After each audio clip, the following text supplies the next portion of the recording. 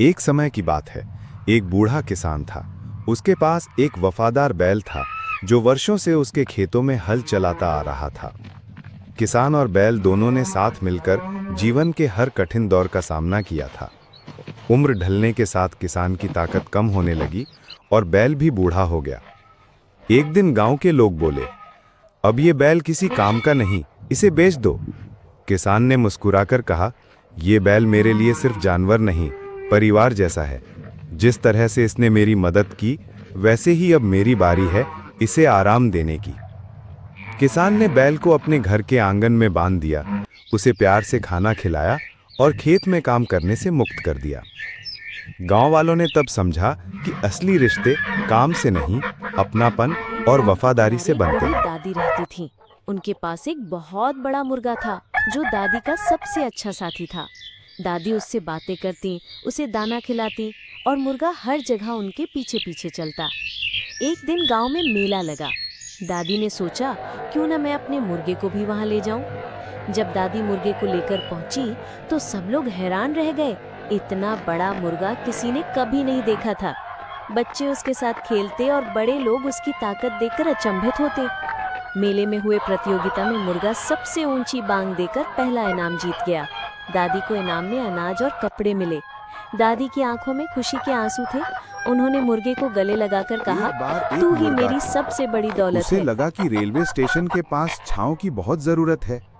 उसने ट्रेन की पटरियों के बीच एक आम का बीज लगाया। समय बीता और वहां एक बड़ा पेड़ उगाया। लोग उसकी छांव में बैठने लगे और मीठे आम खाने लगे। मुर्गा खुश था कि उसका छोटा सा काम सबके लिए फायदेमंद हो गया। लेकिन एक दिन तेज रफ्तार से आती ट्रेन उस पेड़ से टकरा गई।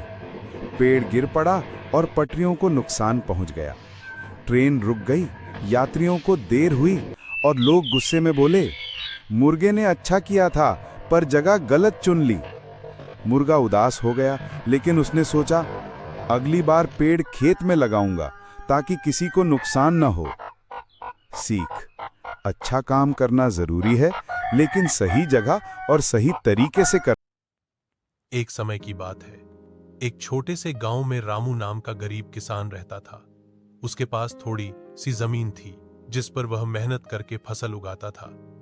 बारिश कम होने और साधन न होने के कारण उसकी खेती अक्सर खराब हो जाती।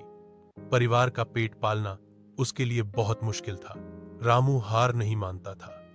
वह सुबह से शाम तक खेतों में काम करता और कभी कभी दूसरों के खेत में मजदूरी भी करता।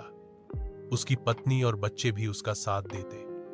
कठिनाइयों के बावजूद रामू हमेशा ईमानदार और मेहनती बना रहा। एक साल अच्छी बारिश हुई और रामू की मेहनत रंग लाई।